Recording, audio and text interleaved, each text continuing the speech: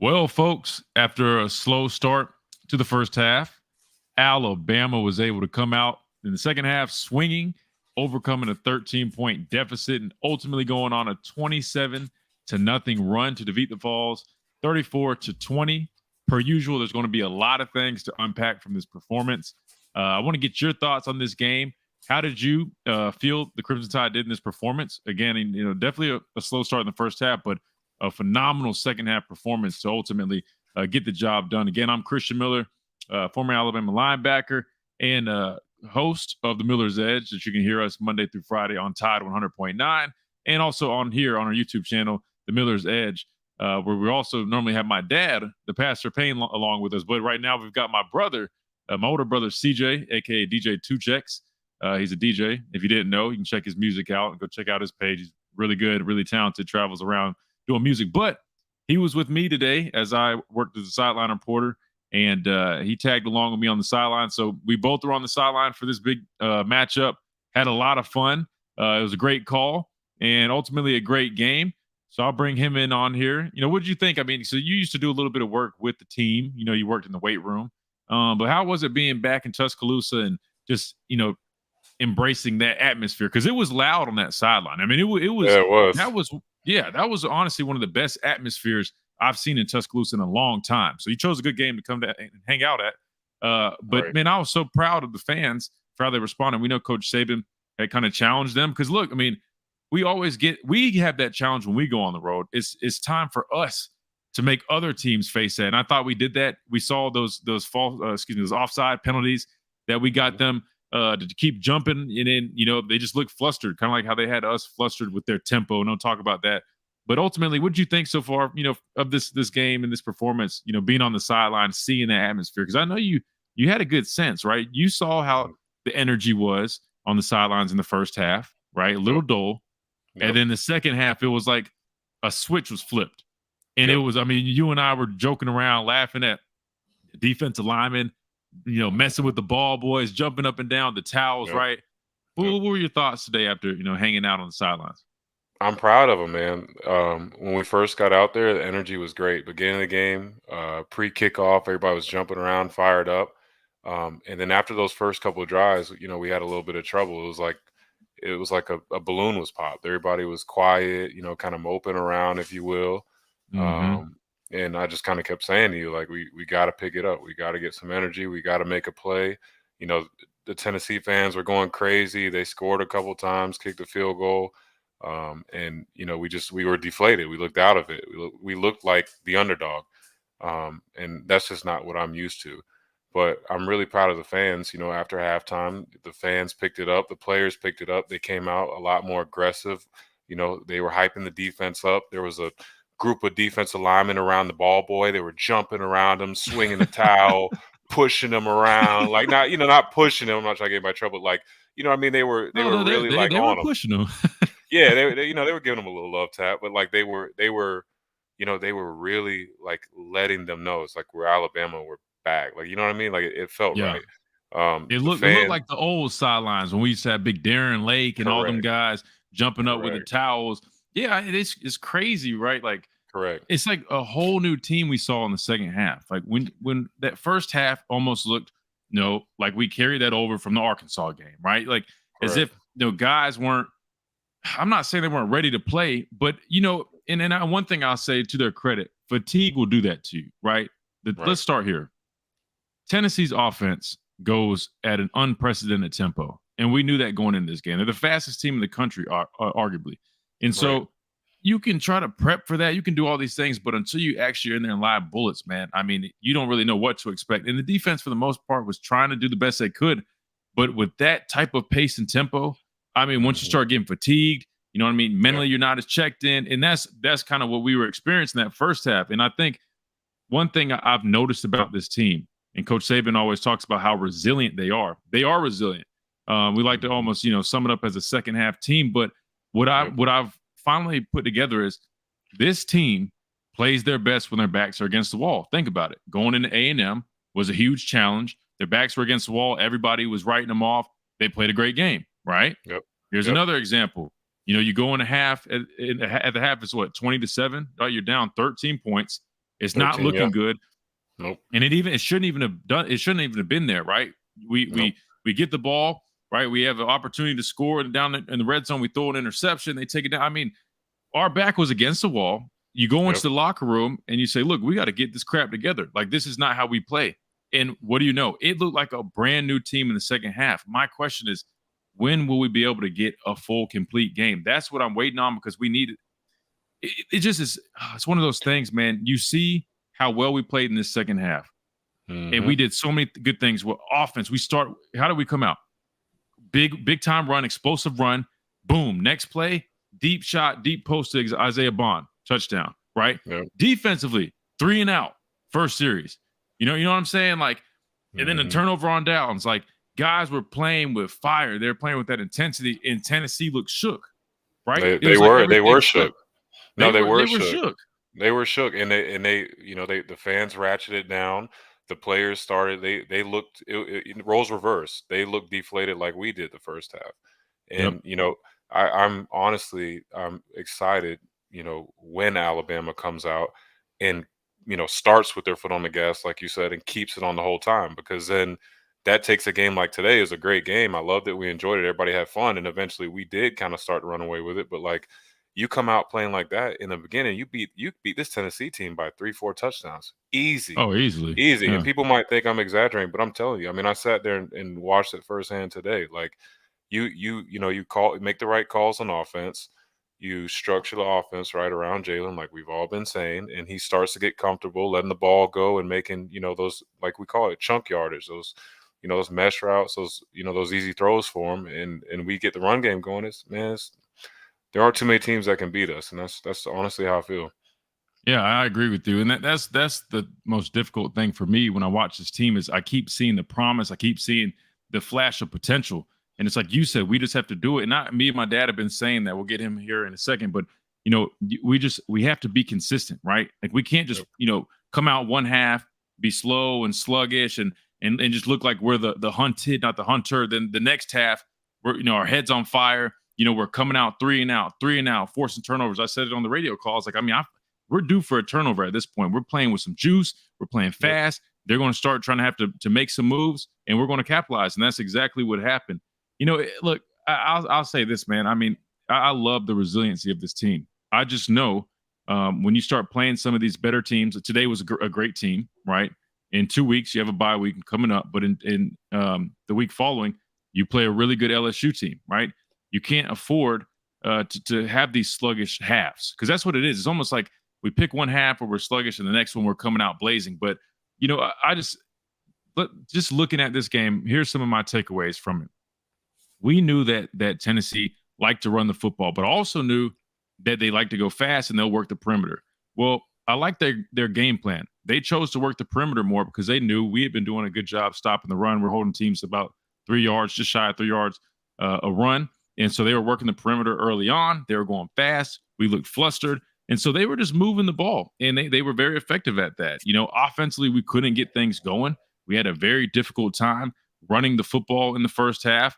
Those shots weren't there, and that's why I keep saying you don't want to just rely on these home run shots. You can't do that. You have to have balance as an offense. We didn't have that balance. We had a turnover, led to points. I mean, we just have to play better ball. And I keep saying this. It's not so much. Yeah, we made some adjustments in the second half. We definitely made some adjustments, and they were very effective. I'll give them that. But I think more importantly, the mindset shifted. We just came out with the right mindset, right? If I'm being honest, that to me was even more important than the adjustments. The adjustments were big, but I think the mentality shift was even greater. Another thing that I was somewhat impressed was, I thought for the most part, going against a solid Tennessee front, the offensive line did pretty well. Right. I mean, I know we had, the sack fumble. Caden Proctor got beat by James Pierce. We knew that one of those was going to come up. Right. I mean, you got a really talented guy in James Pierce. But for the most part, Jalen Milroe had some time to throw the football, I thought. And in the second half, we looked way more physical. We looked like we were way better in terms of getting our blocks up front with the offensive line in the second half. And so we were able to run the football. And again, it just looked like there was a more complete team that second half. But just, again, it's a great win, against a solid Tennessee team. Looking at some of these stats, Jalen Milroe, 14 of 21, 220 yards, with 2 touchdowns, 1 interception. Rushing, Jace McClellan, 27 carries for 127 yards, 1 touchdown. We finally started to see him get going. I love how physical he runs the football. Him and Roydell. Roydell only had 6 carries for 20 yards, but again, those guys did a nice job. Isaiah Bond, 3 catches for 77 yards and a touchdown. Jermaine Burton, 4 catches, 62 yards and a touchdown. And again, Will Reichert, 2 for 2, 4 for 4 on the PATs. I mean, this guy's been money all season long. I love him. I know, right? him. And then his love confidence too. He nailed that. Yep. I think it was like a 50-yard field goal or so. I mean, he was just fired up. Mr. Reliable Will Reichert. I think he's coming up. I heard on the radio broadcast, Eli had mentioned that he's coming up on the NCAA scoring record. He just surpassed the SEC scoring record, I think, last week. So, man, really, really good stuff from Will Reichert. But I want to hear what you guys think about this game. What were your thoughts on this game? Again, I thought besides the rough start, going down 20-7 in the halftime wasn't pretty by any means. We came out blazing in the second half. Defense was phenomenal in the second half. Offense was much improved. That turnover by Chris Braswell, man, I kept telling y'all. I keep telling you about Chris Braswell. I'm telling you, this guy is a student of the game. I talk to him frequently. He's always wanting to learn. He's a sponge. He soaks things up. I love to see him have success. That huge strip sack that was returned for a touchdown by Jahad Campbell was huge. That was a pivotal point game. That almost sealed the deal, hypothetically. Kind of did, right? They still had some time, but that really put a dagger into that Tennessee team, and watching them just deflate, man, it was a thing of beauty. But I'll be honest, that you got to give credit to the secondary. That borderline was a coverage sack because Joe Milton had to hold that ball for a long time. But we'll keep diving into this stuff. But let me hear what you guys think about today's game. Mike is in here. He says, great job today. Christian, also listen to you, Eli, and Ty, the Miller's Edge, greatest show on YouTube. Thanks so much, Mike. Really enjoyed doing the Crimson Sports Network broadcast with those guys. They're phenomenal. They make my job easy. And I appreciate everybody on here supporting us. We appreciate all the support, and it's always fun to hop on here with you guys. Brock is in here. He says this defense showed up again in the second half. They did, but we just need them to play like that all the time. And I get it. The first half, speaking for the defense, the first half, they did have to make some adjustments. It's tough. Again, like that Tennessee offense is one of the most effective offense. They're number 6 in the nation in rushing yards. That wasn't even their staple today. It really was working the perimeter, a lot of quarterback design runs, some option stuff on the perimeter, right? So, Josh Heupel is a great coach. He schemes things really well. That leads me to my next point. I saw a lot of people talking about the touchdown early on in the game, which was a phenomenal throw and catch by Joe Milton. And was it the Squirrel guy? That's his name, Squirrel White. I think that was him. Yeah. But what it was it was, too open to the boundary, right? And Chris Braswell was lined up on him. People online were saying, oh, why do we have Chris Braswell on man coverage? Well, it wasn't man coverage. What it was basically our principles. We play like man match. So he was a flat defender. So he's responsible for the flats. The guy basically ran a wheel route. It's like an out and up, borderline a wheel route. You have to buy that. As soon as that guy goes in the flats, that's your man. He did a really good job running with it. For a guy that's 6'5", 250 pounds, he ran with the guy. He had pretty solid coverage. I mean, you're talking about an edge guy on a slot receiver. I mean, that's going to be a mismatch, but he did his job. But it was a phenomenal throw and catch by Tennessee. And I'll say this. If you watch Tennessee going into this game, they haven't had a consistent, passing threat throughout the year. Those guys were playing some of their best football. Joe Milton was throwing the ball better than he has all season long. Only thing I'll say about the defense, they need to do a better job of not letting him, run all over, right? There's a couple of times we had some mental errors. We didn't have contain. We let him step up and just take off in the pocket. Look, that is a good example of, as a quarterback, if nothing's there, just go. I want Jalen Milroe to do that a little bit more. He's too hesitant. He's holding the ball too long. I think he could burn defenses like Joe Milton was kind of doing on us when it wasn't there. So that's something that needs to improve too. Well, it's about finding that sweet spot. I mean, you remember when Jalen was here, everybody complained about him not giving it enough time. And then now, with the other Jalen, now it's kind of like, okay, there's times where we feel like he's holding the ball a little bit too long. So it's just a matter of finding that sweet spot. You know what I mean? Check your routes, run your check downs, whatever, and then if you don't have it, just go. Use your legs. I mean, like, there's nothing wrong with being a running quarterback. And I wanted to elaborate on your point about the defense and playing Tennessee today. I think it was good to get this game under our belt. So many times, last couple years, college football playoffs, down the road, we play these teams with quarterbacks like Tennessee's today. And normally that presents a pretty big challenge for us. I thought we handled it well. First half was a little rough, like you said, but like we made those adjustments, and that makes me confident knowing that we get matched up with one of these teams later on. Granted, we play the way we played in the second half and we close out strong. Who knows? You get matched up against a USC or somebody else with a running quarterback. That's always kind of been our kryptonite. And I feel like, Well, I mean, it's did a going to be great sooner job rather today. than it's sooner rather than later. I mean, Jaden Daniels for LSU, not necessarily what you call it. I mean, he's a dual threat quarterback, somewhat, right? Yeah, He yeah, can I use know. his legs. They call a lot of plays that RPOs or read zone plays that he's using his legs, and so you definitely got to be prepared for that. So you're right, another great challenge. And a lot of people underestimate Joe Milton. He likes to sit in there or just run the quarterback design stuff, but really good athlete, big guy too. I mean, he's solid. So you're right. He's a I good mean, I guy. thought it was a good challenge for our defense, and I thought again, if they could just play the way they played in the second half for 4 quarters. I mean, I'm telling we could see Alabama beating teams how we were beating teams when I was there, right? When a couple years prior, like those, we have that potential on this team. We just need balance with our offense, right? We need to have good balance of running the football effectively, setting up play action, taking those shots that we've seen us take, and then defensively, we just have to play lights out for 4 quarters, right? And as the dogs join in on the Sorry. conversation, we've got Brian in here. He says, "Can we please get 2 full halves on the same day?" LOL. Hey, look, that's all we're asking for, right? And that comes with consistency. We got to continue to strive for that, but that should give you promise and potential. Just knowing we're playing the way we're playing. We only got 1 loss in the season, right? The games aren't blowout games, but we're coming up with wins, right? And as long as we can just continue to strive for that, to put a full 4-quarter performance together, we've got a chance. Because again, we've still yet to see the best of this team can be. And so that gives me confidence because again, we still are in control of our destiny. We're doing some really good things. We just have I to agree. continue to get better. We've How got many? oh, Oh, go go ahead. ahead. No, I no, was I going was to just going to I was going ask. to say we've got the pastor of pain. Our dad is joining us, but go ahead. I'm going to add him in here. How many times was Milroe sacked today? I'll have to look that up. But if I'm being honest with you, my dad's holding his fingers up. Did you say 3? I can't see. Yeah. You got them crooked Wait, fingers, wait. man. How many times was Milroe sacked today, Dad?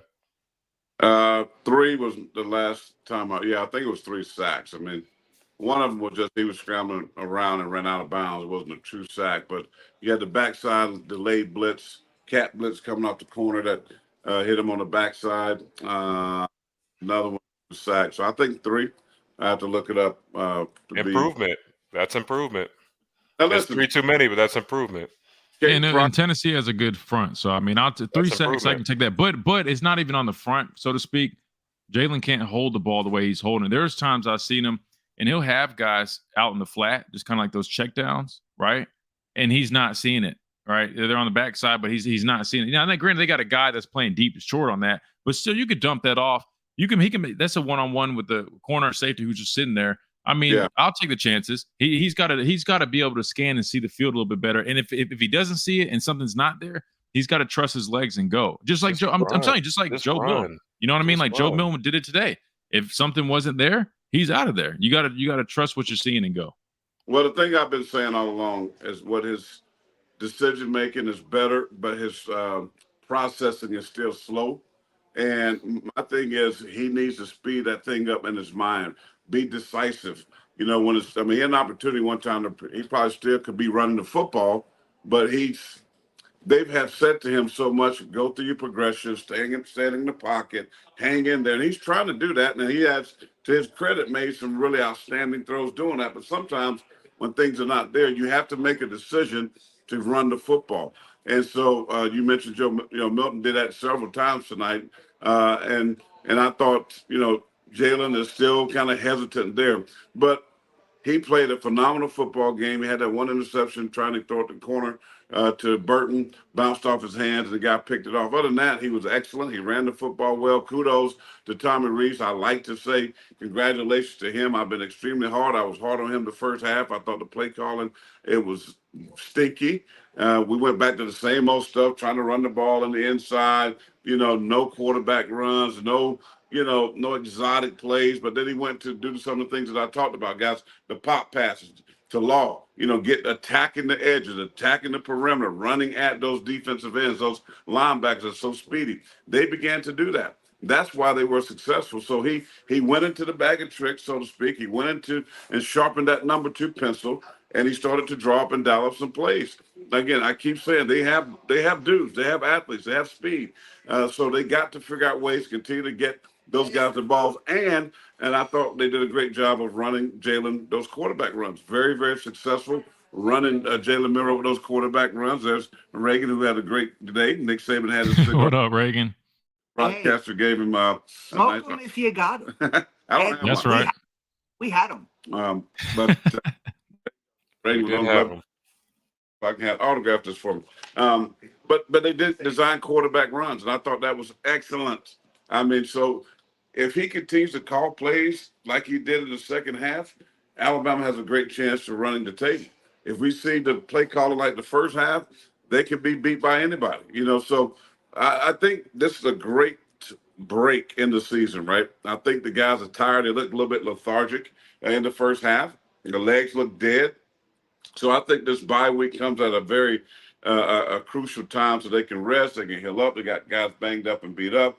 That's what you do during the break. You go in there and you kind of reevaluate yourself. You kind of, watch your own game film. You change some things. You get healthy and you rest. So I think this team's going to be okay. I mean, I was a little worried the first half because I'm like, man, this is Tennessee. This is the rematch. This is payback.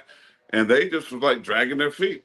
But the defense kept them in the game. I thought making Tennessee kick field goals and those crucial red zone opportunities was key in this football game. They kept the game close. And then Alabama did what they're supposed to do the second half. Went down, boom, boom, boom, hit them in the mouth. Defense, the kickoff, bad decision again by Tennessee on the fair catch. Backed them up, got the ball back down again, 3, and then boom, boom. It was over. It was like a heavyweight fight. But kudos to those guys. I thought they made some changes defensively because I didn't like how they were playing defensively the first half, playing that we talked about this because we had a lot of conversation about this, how they were going to play. I thought it was too soft. They were making some mistakes.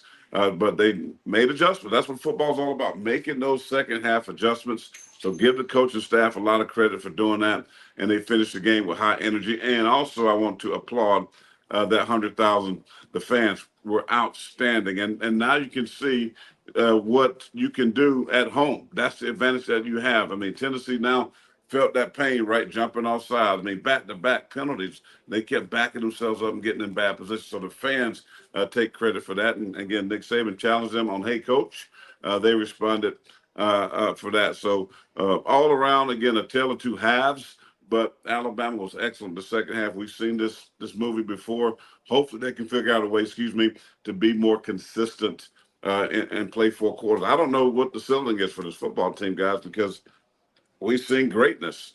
Tonight, second half was greatness. This team can beat anybody in the country playing the way they did the second half, but also we've seen that this team can lose to an average team or above average football team if they're not playing their best football. But all around, it was a great game. I mean, it was great here at R&R Cigars. I mean, people going nuts. We smoked them. We still smoking them. And it was a great feeling to light that cigar up, that victory cigar up. A lot of people was running in here in the fourth quarter, buying cigars so they can participate in the celebration. So I thought it was pretty awesome. It was awesome. But it's funny, that volatility that you described about this team is like, it almost makes this team so exciting. You really don't know what you're going to get, right? I mean, 1 minute you're like, oh my goodness, like, man, we're about to lose this game. Are we really about to lose this game? The next minute they're playing that to the Alabama standard. They're flying around. They're taking shots. They're running the football. The crowd is like, I mean, like, it's so, man, it's like this and that. It reminds me of Bitcoin. If anybody's into investing, it's nuts. But here's the thing, man. It's like what I do is I always look at the promise that I see. And it's like you said, and I said it before you hopped on here. all I need to see is that if I see one half of them playing that type of football, they can do that for 4 quarters. I keep thinking we're going to see it the next week, and I'm still waiting on it. And hopefully we see it against LSU, because here's the thing: you got a bye week coming up. You said it. We all know how important bye weeks are. You get to rest your body, right, both physically and mentally, because it got a lot of, you know how it is. When you play in the SEC, you're gonna be beat up, right? You've been going football since August when you started training camp, or late July, right? Now you get a week to kind of, now in our bye weeks, just let me put that out there, it's not a vacation. We're going to practice all the way up until Thursday, and it's camp style practice. So it's not easy, but you have the weekend off. So they'll have the weekend off to kind of relax. Which does worry me, because it is Halloween. There's a lot to but listen, they tell everybody to be smart, and these guys are going to be smart. But you got to come back and hit the ground running, because you're going to face a really good LSU team. We talked about Jaden Daniels, arguably the best quarterback in the SEC. They're a very sound team. Now it's also going to be a revenge and redemption game. And I'm kind of with you. I was expecting us to come out in this first half and play pissed off, right? I mean, we all remember how Tennessee went last year, and for the most part, it just seemed dull. It seemed flat. I mean, even on the sidelines, like, guys just didn't really seem like there was, too much. I'm not going to say that they lacked passion, but they didn't really have that fire in them that you thought you'd see. And I was kind of getting concerned, because I'm like, man, like, come on, guys, this is Tennessee. Number one, we obviously don't like Tennessee. Number two, y'all not remember how it went last year? But look, they got it together in the second half. But again, you just don't want to be playing that type of game. It's just too risky, man. It's like you said, like, they're when they're playing the best, when they're playing to the best of their ability, they can play with anybody in the country.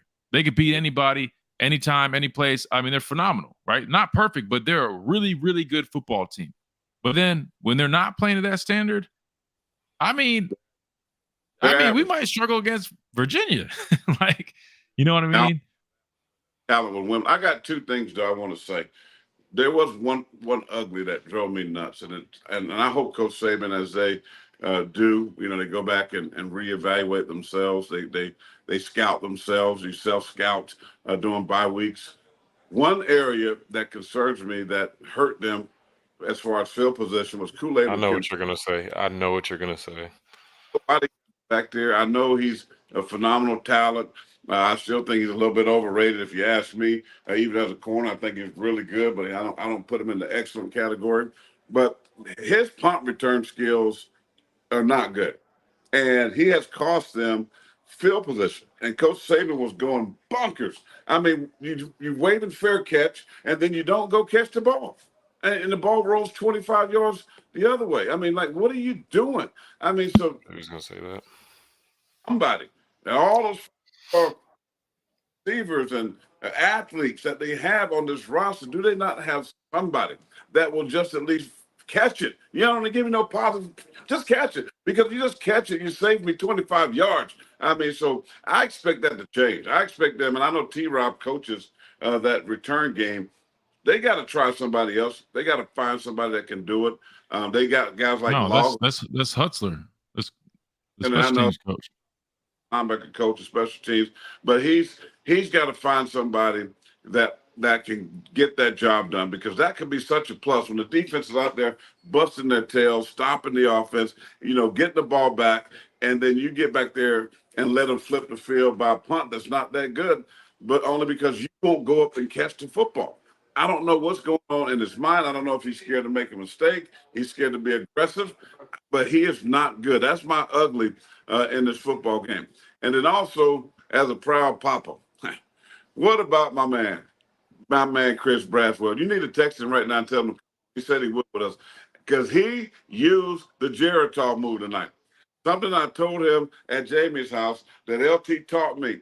I said, don't come off the line of scrimmage fast. Just take a couple steps. The tackle's going to set his feet. You swipe him, you slap him and rip. And so on that sack, fumble, scoop and score was a move that I told him weeks ago about the Geritol. He did it tonight. And I can't wait to ask him about it, because it was perfect. It was perfect. He just took 2-3 steps, tackle set his feet, and boom, he swiped, slapped, dipped and ripped around the corner, sacked the quarterback, and a scoop and score. Changed the dynamics of the football game. That was a big turning point in this game based on what Chris Braswell did. So I love it when a young player like that listens to an old guy like me and take it and do it on the field. Nobody may not even know what Geritol is, but we talked about this thing, and he did it tonight. I got to find that, and I don't know if you can find it, Chris. I know we get copyrighted, but show it because he did the Geritol move, something you laughed at me about it. What is the Geritol? I'm going to go back and watch. I'm trying to pull it up now. I don't know if he did the Geritol. Are you talking about the strip sack? Geritol. He did. Which sack? Because he was credited with 2.5 sacks. He had a monstrous game. So which sack? Scoop and score touchdown. So the strip sack. Yeah, I don't know. I don't know if it was. I'll see about that. I'm pulling it up. Bama Hammer said, "Daddy Miller, how many times have I stated Kool-Aid is saving himself for the NFL?" Yeah, you can't. Well, I just want to say, you saving yourself for the NFL, right? I understand the logic, right? There's not going to be the saving yourself for the NFL not being productive because you're quote unquote saving yourself. That's hurting your NFL chances. That's not helping you. 100%. That's just my opinion. I don't think anybody should play with that mindset. You shouldn't. I mean, you definitely shouldn't, because what they also say is when you play when you play to prevent injury is typically when you get injured. What Bama Hammer's saying is, a lot of people think he's kind of trying to play, to prevent being injured. That way he doesn't, risk anything before, the league. Look, again, I'm not going to accuse anybody of anything. All right. Because I haven't talked to him. I mean, I don't know. But I mean, I can understand. I'll at least say, look, defensively, I thought he had a solid game. He looked good in coverage today. I noticed, if anything, I noticed, on the returns, I agree.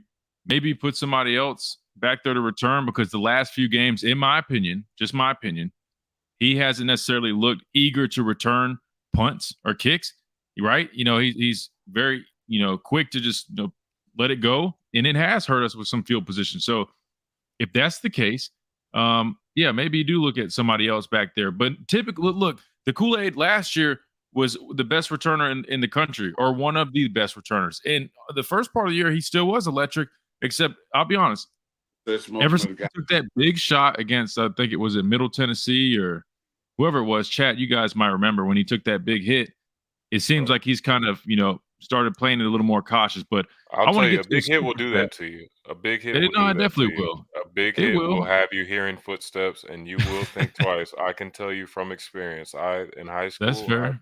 I returned punts, I returned kicks, I played running back, receiver. I took a couple hits on kickoff, and you will think twice. So especially in the SEC. So I can't really fault him for that. But I mean, I get that, but you gotta know what you're signing up for. You gotta know what you're signing up for.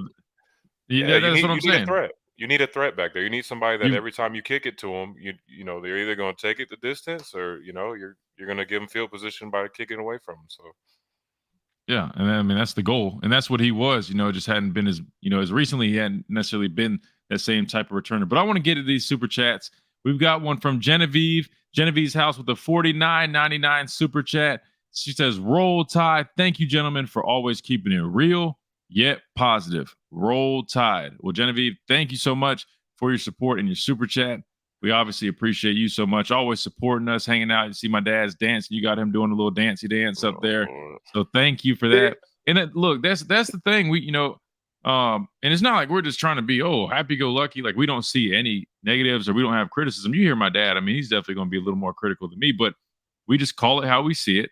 And we choose not to focus on just, because there's going to be positives in the game and there are going to be negatives in the game, right? And when you're dealing with Alabama, most of the time, those negatives are self-imposed and they're correctable.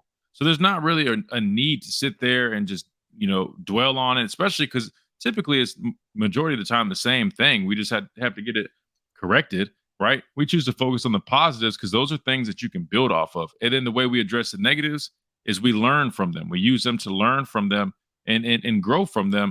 Because there's no point in criticizing guys. Look, we've been in these guys' shoes. My brother played, basketball in college. I played, obviously, here at Alabama, played in the league. My dad played at college, played in the league. We understand what these guys are going through. Nobody's perfect. We're not going to sit there and jump guys and be critical like that. even when we've been in their shoes and people have done that to us, that's not our place. We're here to break down the game, educate you guys, talk about what we see from our perspective, and just enjoy, talking ball. That's what it's all about. So Genevieve, thank you so much for the super chat. I know you're fired up. Hopefully you had a cigar fired up. And like, if you're like me, you don't really smoke like that. Maybe you chewed on one like Coach Saban. I don't know if you saw his post-game interview. Jenny Dell gave him a cigar. He said he'd chew on it because he doesn't smoke them. But again, Genevieve. And it's a great cigar, great Connecticut wrapper. And so they said, if you got them, and I'm at R&R Cigars, 2703 6th Street. They sold out of the Victory cigars, by the way. Boxes that were sold. And they say what the saying is, smoke them if you got them, and the T stands for high and the truth. And so here we go. He's dancing over those cigars. I mean, that's probably like his third cigar. Look, you only get one Victory cigar. At this point, I mean, you just do it. Yeah. Come on now. You've already, dude, it's hours after the game. Everybody's already had their cigars. You're getting a little greedy now. You're smoking for the next 3 seasons. You're smoking for the next 3 seasons. All right, he's going to use this excuse to smoke all night. Genevieve is back with another super chat, $9.99 super chat. Geritol move, yeah. Arnold made the midseason first team All-American team as a DB and not Kool-Aid. Well, I mean, if they're not going off politics, I hate to say it, but I mean, let me ask you guys this question: Would you guys say that Terrion Arnold has outplayed Kool-Aid so far this season? Absolutely. What are your thoughts? I mean, look, now you do have to take into consideration maybe offenses aren't targeting Kool-Aid as much, right? I'm just throwing that out there. I never gave an answer. I'm asking both of y'all. I'm asking the chat because I look. Obviously, I think they're both phenomenal players. I think Kool-Aid does look like he's in that position where he's kind of solidified himself as one of the top corners. I'm not going to say he's kind of coasting a little bit, but if I'm just being transparent, it doesn't necessarily seem like he has the same work ethic that he has had in the past. I don't know. I'm just saying that's just my observation. I have not seen. I guess the way I would put it is, I have not seen anything that would deter me from throwing the ball that direction per se. Just being completely honest. Either of them. I mean, you could throw either way. He's got a reputation. He's got a reputation. People respect that. But I agree with you. I mean, for the most part, from what I've seen from him, I mean, I wouldn't necessarily be deterred from throwing at him either, in my opinion. But you never know. Some coordinators just go off of reputation. They say, okay, this is what he's done in the past. But from this season, I'll be honest, I wouldn't necessarily be scared to throw on that side. It's not like I would not put him in the category as like Pat Surtain is a lockdown cornerback. Like, what you're getting out of Pat Surtain. I mean, he's a dog. He's efficient. He's got arguably the best technique in the National Football League. Like that's a guy where I'm like, all right, you know what I mean? But Kool-Aid could get there. I mean, Kool-Aid is phenomenal. Great football player. I feel like he has more in him. That's just my opinion. Here's the thing, guys. I mean, Kool-Aid has a really good skill set. And I said this before, Genevieve. Some corners are good cover corners, man-to-man. Some corners are very good zone guys, right? And I see the next level for him. I think he is a physical corner that really has really good technique. Not pretty good, really good technique. I think he plays lazy, especially when things are away from him. He's not going to tackle. He's like Prime. He's like Dion. Maybe he's like, hey, they pay me to cover guys, not to make tackles. But you've seen him get tackles like at Texas A&M, a critical play. He just ducked his head and just didn't even give an effort. That drives me crazy. But listen, we're not going to diminish that he's a good football player. Now, Terrion Arnold, and even his coaches said this, that his ceiling was very high. And we've seen that this season. Now, even when guys, like even tonight, he was in excellent position. The guy high pointed the football and caught it, but his hand was right there to try to swipe that ball out. Terrion Arnold is a really good football player that's climbing. Has he arrived yet? No. But has he, in my opinion, based on what I've seen with my own eyes, I think he has played better than Kool-Aid. But I think he has more opportunity because of the history, right? Because Kool-Aid has played a lot more football than Terrion Arnold. So that means that people were not going to attack Kool-Aid as much, and Terrion Arnold's going to get numerous opportunities, which he has. And I think he's done an outstanding job of performing. But that being said, I mean, both guys are solid. I think when you look at the defense, when you got guys on the back end, like those two corners that can travel. When we say travel, meaning they can go with their best guy. If Coach Saban or Coach Steele or T-Rob, whomever, say, hey, you know, I want you to lock down this guy, and where he goes, you go. Both those guys, I feel, are good traveling cornerbacks that, you know, going to win more times than they lose. I'm not shocked that Terrion Arnold made the midseason. I can't see which publication that was, but I saw one the other day that Kool-Aid was on it. We talked about it on our show, The Miller's Edge on the Tide 100.9. So, listen, both guys are solid. We just try to be honest. Why you come here in this YouTube is because we try to be honest and tell you the truth. I do I'm a little bit more on the critical side, but I want to be encouraging to say they're both pretty solid, right? They're good football players, but man, collectively, team defense tonight was excellent. I mean, first half, no pressure on the quarterback, and they got things going on. I hated the three-man front. They were getting sliced and diced and that. They went to a true four-man front and brought some pressure at times when they had to. Got them in third and long. Alabama, everybody knows on third and long, Alabama does like to bring pressure. And so they did a good job on the back, and I didn't think Tennessee had receivers that we had to worry about per se, except for what's that guy named Squirrel White, whatever his name is, had like 8 catches half. Hey, Squirrel was going off, man. I've never heard of a dude named Squirrel, but he's a good player. I like him. Man, he's quick, like a squirrel. Squirrel is a tree rat. It is a tree rat. Eat you up like that. He was fast. Nah, he was quick like a squirrel. He was moving. Yeah, but listen, team defense, those linebackers were excellent. Deontay Lawson was a tackling machine. Led the team in tackles. Was a night in coverage and run. We made a lot of big plays in the game. I thought the defensive line was excellent. I mean, they stopped the run. Tennessee came into this ball game rushing for over 200 plus yards per game, and they didn't sniff that. I don't know what the total. 133. We held them to 133 on the ground. They had like, I don't know. They had, how much did they had last week? They had what? Something crazy against A&M. So yeah, we did a really good job stopping the run. But the only thing I'll say is, I think part of that also has contributed to the point that they had a different approach in this game. They really were trying to work the perimeter with the screens, quick passes. They were throwing the ball a lot more than we expected. I mean, looking at the box score, Joe Milton was 28 of 41 for 271 yards, 2 touchdowns. So they had a different approach in this game, but you're right. We definitely held them to only 133 yards, 3.5 on average per run. So great job and great defensive effort on our part. But Joe Milton, I mean, Coach Saban was right, though. Coach Saban said, you know, this guy's similar to Hendon Hooker. Now, obviously, I don't necessarily agree with that because I think this was kind of an anomaly. Joe Milton hadn't been playing like this, but the throws he was making today, he was making some really nice throws. He made some high-quality throws today. So, you know, got to tip your hat to him. Can I elaborate one more thing on the punt return thing? Just I'm reading the comments. Go ahead. I know I keep going back to that, but I think so somebody said take Kool-Aid out. I think the way you solve this is just me. Put somebody in that does not play as much. Put a more talented or athletic walk-on, younger guy, somody that walk-on. Man, no, come on, man. Hear me out. No, hear me out though. Hear me out. Man, when I say walk-on, you mean it's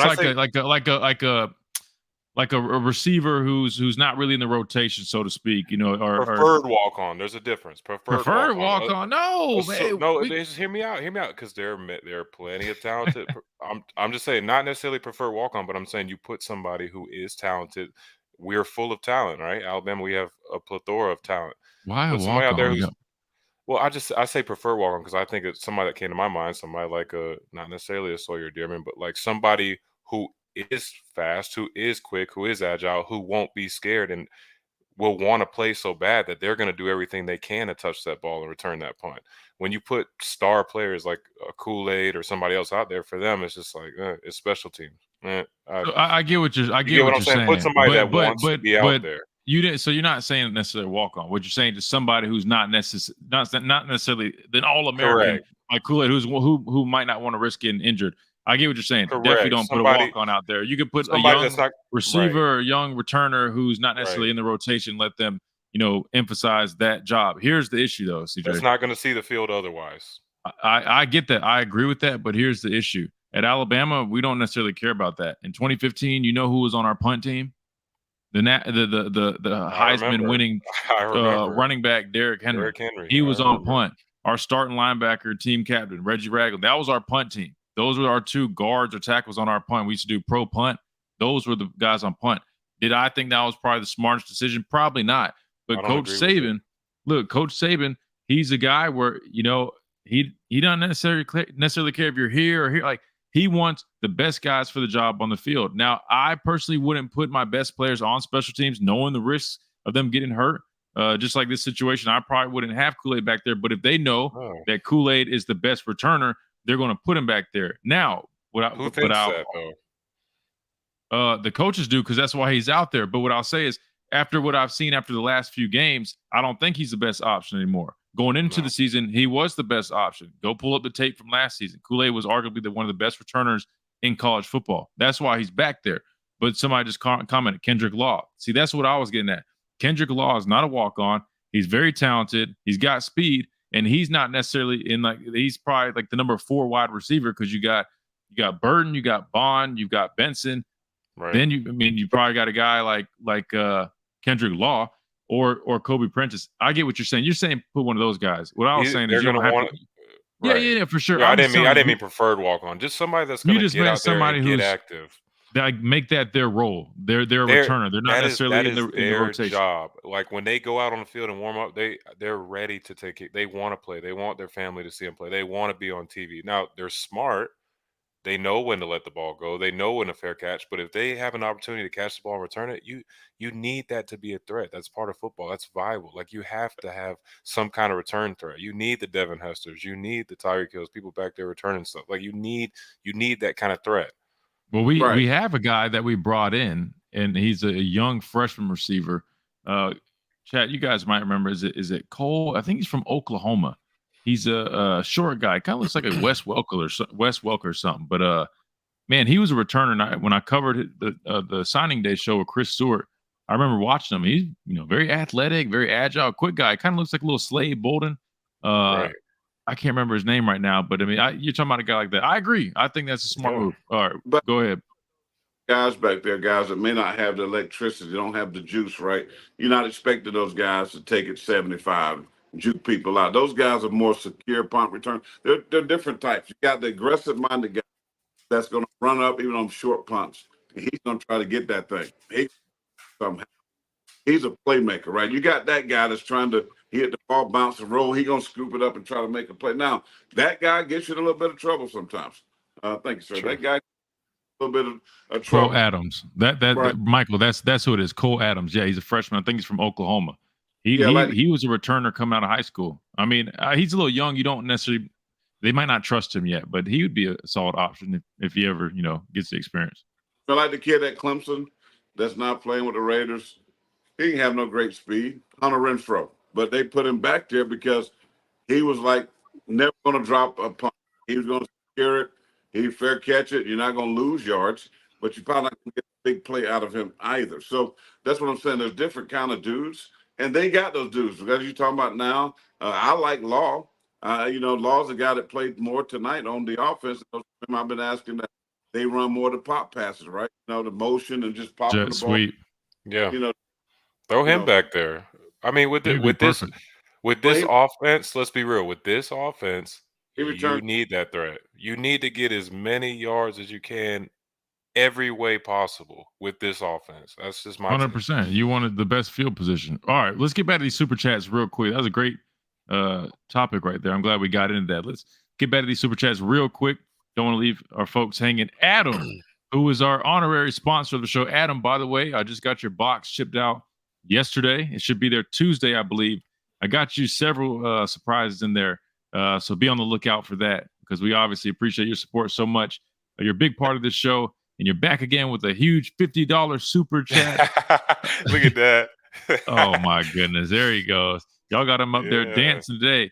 Adam says, Christian, Great win today. However, I'm still not sold on Milroe. Since you were on the sidelines, what does he struggle with the most? And do you think we can beat Georgia? All right, Adam, that's a loaded one. Here we go. Well, here's the thing. He opened another can of worms. But no, it's going to be good. This is going to be good. I can understand, today, I would say Jalen was solid. I'd give him a B, right? Going back to his numbers, Jalen Milroe today was 14 to 21 for 220 yards, 2 touchdowns, 1 interception, a QB rating of 72.6. Here's the thing, Adam. You just got to know what you're getting out of Jalen Milroe. He's not going to be perfect. He's an extremely athletic guy. He can make some really nice throws downfield with his deep ball. It's arguably his best throw. Might be a little inconsistent at times with the shorter intermediate game. He can hold the ball too long and take sacks. He needs to learn how to throw the ball away better.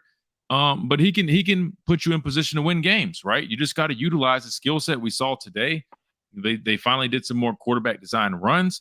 I still think they could mix it up more, right? I like the jet sweep to Kendrick Law. I want to see us work the perimeter. Could you imagine now? We don't have the offensive line to run tempo like Tennessee does. So unfortunately, I saw people saying they want tempo. These big boys, that ain't happening, right? We got to control the time possession. But I mean, we can still mix it up more. Quarterback design runs more. I still think we'd be hella effective with the RPO game, right? I mean, you've got the threat of him pulling the ball using his legs, the threat of handing it to Jason McClellan. And then those are quick, easy throws. He can throw a slant all day. I mean, that's what, if you guys remember, that's what we score off of all the time back in 16, 17 with Jalen Hurts, Tua, and those guys. All Waddle and Smitty and Judy, all those guys, I mean, they just score off slants, right? The RPO slants, they just take it to the house, 50, 60 yards after the catch. But you got to be able to utilize a skill set. But you have to also understand, right? He's the type of quarterback, he's not a Bryce Young, so to speak, and that's okay. That's just not his skill set. You got to utilize and maximize his skill set, Adam. So I can get it. It's going to look a little bit different. He did have the interception. I mean, it probably could have been thrown a little bit better, ended up being tipped and picked off, but he's still playing solid enough football to win games, right? And that's all you can ask, right? He's doing the best he can. But what I love about him is an intangible thing, and that's his resiliency, his next play mentality. He's a phenomenal leader. He's trying his best, and I think he's continuing to make progress. Again, he's on a slow and steady climb. He's still got a long ways to go, but the improvement that I've seen, I'm really pleased with. And ultimately, to answer your question, what does he struggle with? I think the biggest thing right now is him not being, confident in his decision making. He's holding the football too long. He needs to be able to scan and see things a little bit better. If it's not there, go take off. Use that athleticism. Like you saw how Joe Milton was able to use that. Same with him. He should be able to do that as well. So I think that's the most glaring thing with him right now, holding the football and not necessarily seeing things as quick as he needs to. He's not necessarily processing it as fast as he needs to. If he can clean those things up, he'll be in great shape. And lastly, do I think we can beat Georgia? I do believe we can beat Georgia. If we play the way we played in the second half, we definitely can beat Georgia. The problem is we have to do it for 4 quarters, and we have to make sure that we actually do it that week, right? We're just a little inconsistent right now. But if we play the way we played in the second half of this football game or the first half against Arkansas, beat anybody. Right, we really could beat anybody.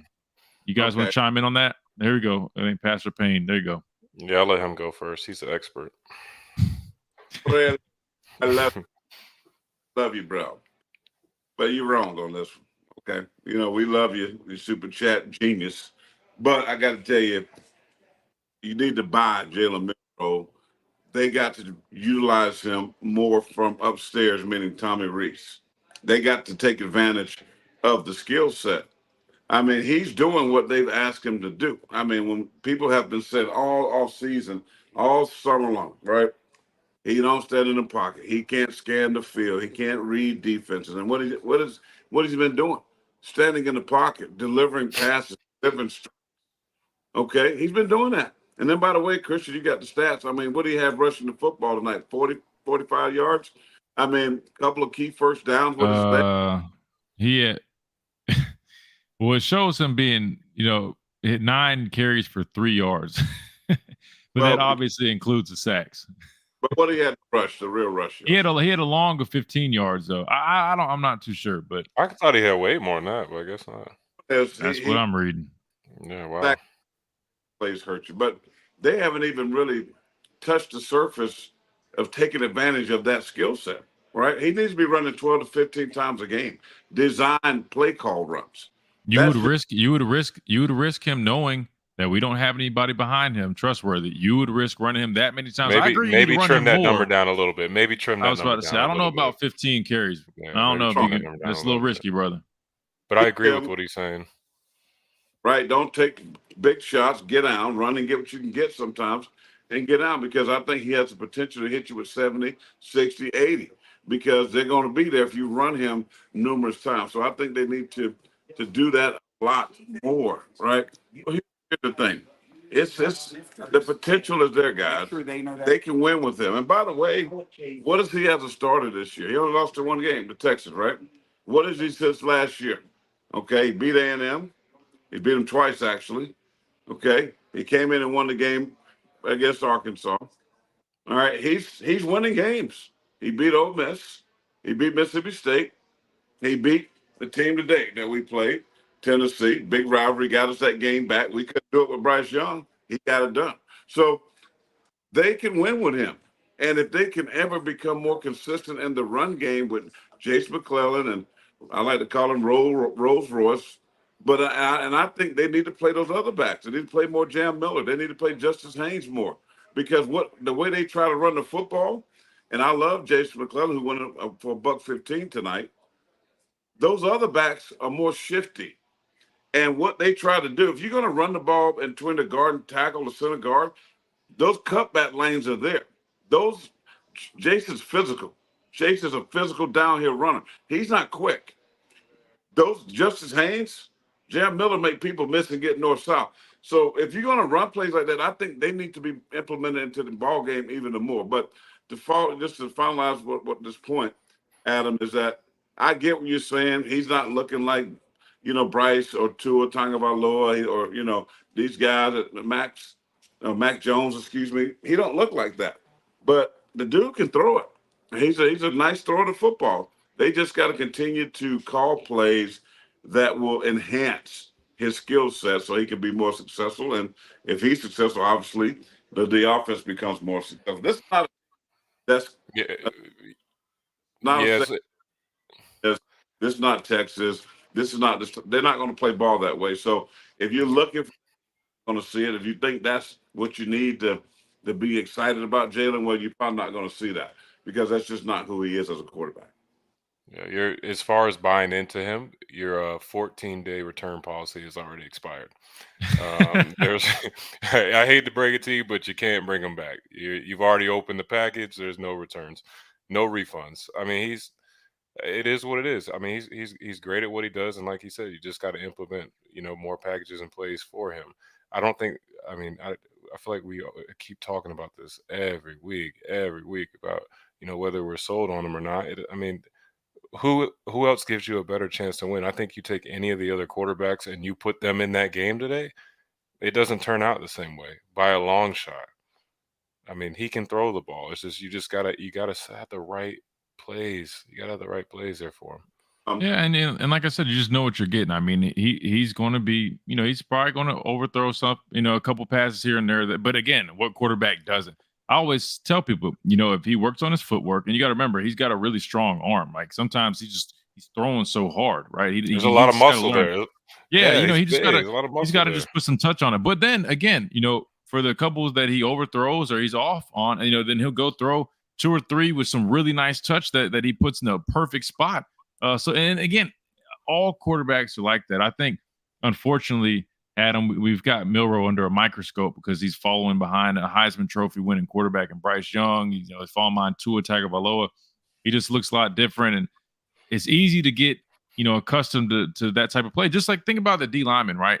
The past couple of years we've been hearing all about how our defensive linemen aren't what they used to be, but they were following behind guys like Quinnen Williams, Jonathan Allen, Jaron Reed, Dalvin Tomlinson, Deron Payne. I mean, these are all first-round talent guys. I mean, you can't necessarily have that. So I think sometimes we do get spoiled here at Alabama with so much talent. But at the end of the day, we can win ball games with Jalen Milroe. I think at this point, Adam, you got, like my brother said, man, he's the guy without a doubt, and we just got to keep playing. And again, it's not just him. The offensive line's got to play better. We've got to get our running game going. If our running game is going well, it makes his job a lot easier. It takes a lot of pressure off him. When we can't run the football, it makes us one dimensional, and there's a lot more pressure on him. Go ahead. Well, and look at yeah, go ahead. You got it. You did talk about the 14 days of it expired. It's expired. Sometimes people, the 14 days kind of expire, and then what they do is they go buy another same piece of the same, take the new piece back out of that, and then put the old one in, and then take it back. That's illegal. May or may not have done that at one point. Don't do that. With Jalen Milroe, right? They put him on the bench, South Florida. They're like, this ain't gonna work. So let me go back and get a new, buy the same thing. Let me put that back in the box like Tyler Buckner and Ty Simpson. Take that, and let's get him. That's exactly right. Taylor Milroe, who's been pretty doggone good. If you look at his numbers, they've been pretty solid throughout 8 games now, 7-1. So 3/4 of the season already done, and he's been pretty. I mean, that's right. And think about, I mean, all these other teams that we talk about, or that you guys talk about. I mean, this is my first time on here, but Tennessee, LSU, look at USC, all these teams, the offense is built around the quarterback, right? We're not trying to mold the quarterback to the offense or a certain way. Like, build the offense around Jalen. People should be talking about our offense. I told my brother today when we were on the sideline, I'm like, we have everything we need to have an explosive offense like that. People should fear us just like people fear Caleb Williams, right? USC. People fear this guy from Tennessee. It's like we should instill that same fear in people. Like, we've got everything in place there to do it. A running quarterback has been our kryptonite at Alabama for years. Clemson. I mean, they thought Florida State was going to be trouble for us. I mean, we blew them out. Oklahoma, Kyler Murray, like all these teams we played that we thought were going to give us, like that had always been a problem for us. I don't understand why we don't just, all you got to do is just build the offense around him. Just build it around him. You'll be fine. He's a good quarterback. That's right. Adam, thank you so much for the super chat again. And on from Milroe to the next topic. 6-0 with the 3420 super chat. I like what you did there. 6-0. Kendrick Law, aka Debo Samuel 2.0. Sweet sweeps worked. Believe Kendrick Law. Roll Tide and go Vikes. Hey, man, I'm a big fan of Kendrick Law. I like what he can do. I do think he'd be a great option to put back to return punts or field kicks. And I think he moves well in space. I like the jet sweep that we did with him. That's what we were saying. I wish we would mix things up more and have more diversity with our offense, not just zone, inside zone. I like attacking the perimeter, getting a jet sweep. I saw we tried to do some throwbacks, some screens. We didn't execute them well. We at least tried to call them and get them in there. So I'll give him credit for trying to call it. We just got to execute it better. I think Kendrick Law is a great player. I mean, why not? I mean, right now you got Jermaine Burton, who's really stepped up big time as a receiver, Isaiah Bond, and then really, I mean, Malik Benson, he's done a couple things. I mean, maybe it's time to give Kendrick Law a look. Kobe Prentice, I don't know. I mean, Kobe Prentice had a big touchdown last week, but I do like Kendrick Law 6-0. I think he definitely can be, implemented in this offense, and whether that's on jet sweeps or, like you said, utilize them, kind of like Debo Samuel's, get creative. That's the thing, man. Keyword creativity. We've got all the tools. We've got literally all the tools. Everybody name it. We've got all the tools. Yeah, those are called pop passes, guys. So the quarterback snaps it and it's a jet sweep. No, jet sweep, you hand the ball off. I mean, same thing, man. But I'm just telling you, that's what the difference is. Jet sweep, when you gun the center normally and you hand the ball off around, they call it an end around. Jet sweeps a tight end, end around, or jet sweep. But they call this pop pass because you pop it. It counts as a pass. It counts as a pass, right. Jet sweeps will count as a run.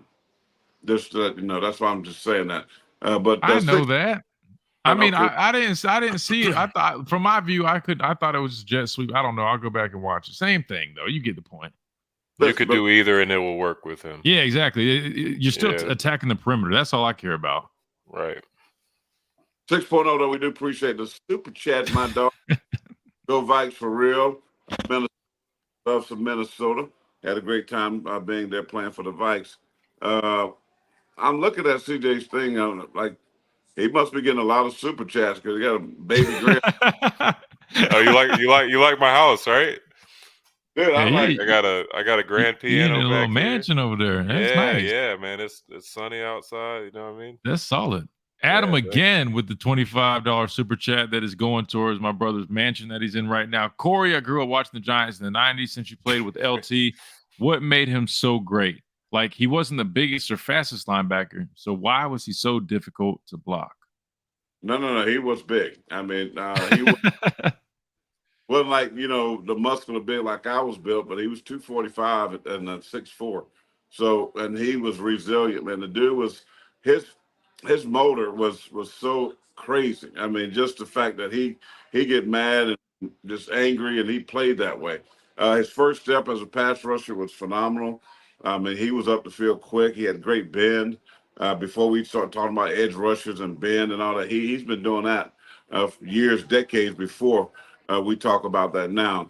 But he was a complete linebacker. We talk about LT, we think sacks and, let's play like a bunch of crazed dogs. That's who he was mentally.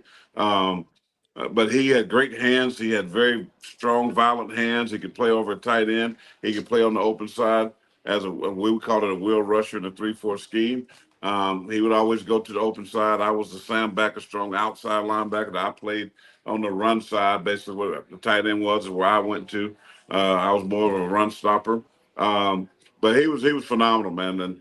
And he always sometimes would have a little extra edge. You know what I mean? So, whatever that edge was, you probably know what I'm talking about. Sometimes he would have that edge to take that motivation to another level. And then when he Little did bump. Come on, man. Come on. there's, What? I could tell when he didn't have a bump because he was sideline. I mean, I they're doing that back in the day. His nose running while he was playing, but it wasn't cold. We were joking just a few months ago, playing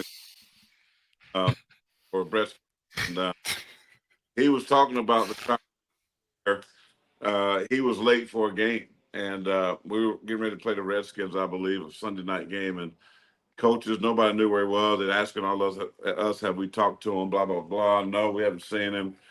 We went and did stretch everything pregame, came back in. You get retaped. We're about to do the Lord's Prayer. I mean, we didn't get our Father out of our mouth, and the doors boom open up, and there he was. His eyes was about this big, and he was like, "Man, I would have known we had a game. I was just riding by Route 3, which runs right by Giant Stadium." And he said, "So I came over here," and he went out and got like a couple of sacks.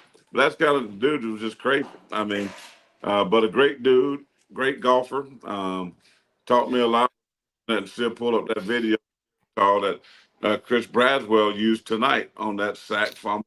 Oh my God! Send it to him. He'll probably make him proud. Again. That's why he loves just talking. I told him about that Jared talk. I'm still about to pull it up. I haven't got that far yet. What is Jared? Dude, no, we've already he's about to go down the whole. Well, no, I know you don't have to show me the move. Basically, it's you come off the ball slow. It's almost like a hezzy, but like a head from the beginning, which I don't understand. It's like I'm coming off like I'm tired, then I'm just gonna come fast. I don't know, right? I mean, you got the hezzy, right? We saw it Pepper, peppering the guy. Mm-hmm. Hands to the offensive tackle, swipe, because offensive tackle, when you're not up the field, is going to set his feet because you want him to set his feet, and then you swipe hands, you slap, and you just bend around the corner. Go watch the video. It's excellent. I'm gonna pull it up. But Adam, thank you again for the $25 super chat, man. Again, we're just gonna start saying that the Miller's Edge presented by Adam Lamparello. But again, your package is in the mail, so be on the lookout, man. I got some good stuff in there for you. And guys, don't jump on Adam, man. Look, there's nothing wrong with, when he said he wasn't necessarily sold on Milroe. That's fine. Trust me. I mean, people. Well, look, we made a believer out of a guy named Joseph who calls our show every week. This guy, despised Milroe. He called us before the season even started and told us we can't win with a dual threat quarterback. If Milroe's a quarterback, we're doomed. And I kid you not, after the A&M game, this guy was like on his knees saying how great Milroe was, and he's the next Michael Vick, and it was amazing. But like I said, Adam, man, trust me, you're in good hands, man. They said you hate walk-ons. No, hold on. I'll get that in a second. Let me get these. Hold on. Wait. No, I definitely don't. I always look. I love walk-ons because I respect them. Walk-ons have the hardest on the football team, man. You gotta have toughness, grit. You Well, gotta really want to be on the team to be a walk-on. You can't just do it. And say, like, there's a lot of guys that say, "Oh, I want to walk on No, the they team," want and to they be on the realize team, how bro. hard of a job it is. So I respect every walk-on. No. I just meant what I was saying earlier was he said, "Oh, let's just put a walk-on back there to return the kick." And I know what he meant. He meant a guy with a lesser role who we didn't need to worry about getting injured. But I'm just like, Right. why would we put a walk-on out there when we got 5 other scholarship wide receivers who are very talented, but they're just not in the rotation. That's all I was saying. So I love walk-ons. Michael with a $10 super chat says Penix. That is how you say his name. Penix. Michael Penix.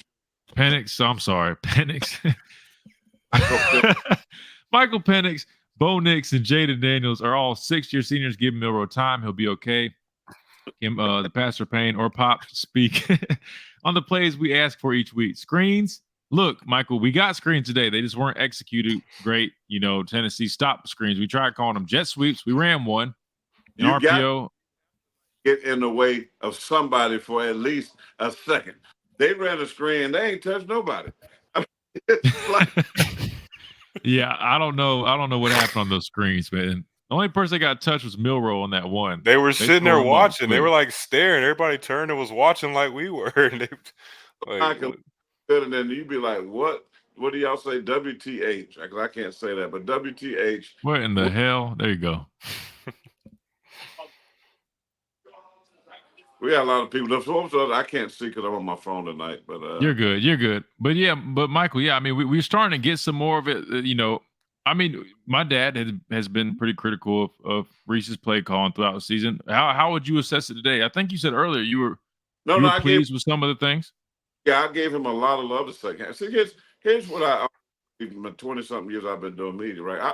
I believe you have to be frank and honest, right? The first half, I was honest, and people like, oh, you know, there's some guy. Oh no, we're going to get to that because Tia's coming up. She called you out. That's not being honest, man. I mean, I saw that tweet, and I'm gonna get to it with Tia. She called you out because I think you might have been puffing a little too hard. Yeah, that's you need to delete that honest. crap. We're gonna get to that in a second. You can still take that down. There's still time to take that down. But we'll just jump to it now. But you're right. You know, to summarize, Michael, you're right. Those guys are all older, more developed, way more experienced. I'm telling you, I think Jalen Milroe, if he had two more years under his belt, I mean, totally different type of player. I mean, and then I'm not going to get all that, but I'm just going to say, I'm telling you right now, if he was in a system that really was maximizing his skill set and he had more experience, Jalen Milroe could be one dangerous football player in college football. I'm telling you, which he's on his way to doing that. It's going to take some time, but he's making tremendous progress. Tia, hold on. Tia calling the Pastor Payne out, who was on Twitter with his Twitter fingers at R&R Cigars. She says, Corey tweeted first. Thank you again for the support. $4.99 super chat from Tia. She says, Corey tweeted we were going to lose during the game like he was watching South Carolina. I think he might have been taught. He must have had the game switched. Because I don't know what he was. I mean, I've never in my life seen. I know what he was watching in the first half. That's just too early. I mean, we all were watching the first half, but I know he was watching, but he went way too far and he was way too early. It's too early. Way too early. Because you got to look at the next tweet. See, Tia, you just saw the first tweet. I didn't. What's the next one say? Lethargic. The defense was really nasty, but they was really good in the red zone, making them kick field goals.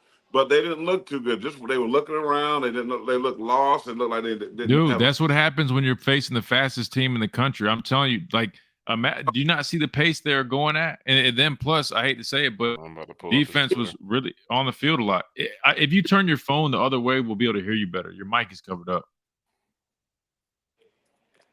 Like landscape. There you go. Why didn't you tell me that an hour ago? because you don't like being corrected. You think you know everything, and sometimes I like letting you learn on your own. Listen, but read my next tweet though. Read my next tweet. Wait, I'm going to your X profile now. Hold on, let me. We'll pull it up so he can put it on the screen. Put it on the screen. I'll put it on the screen. I can share the screen. I'm gonna share the screen. Share the screen. Hold on, here we go. I don't know how to do all that. I'm gonna do it for you. We're gonna put you. We're gonna let the chat judge. We're gonna let the chat judge. She said it was giving off Spurrier, South Carolina vibes.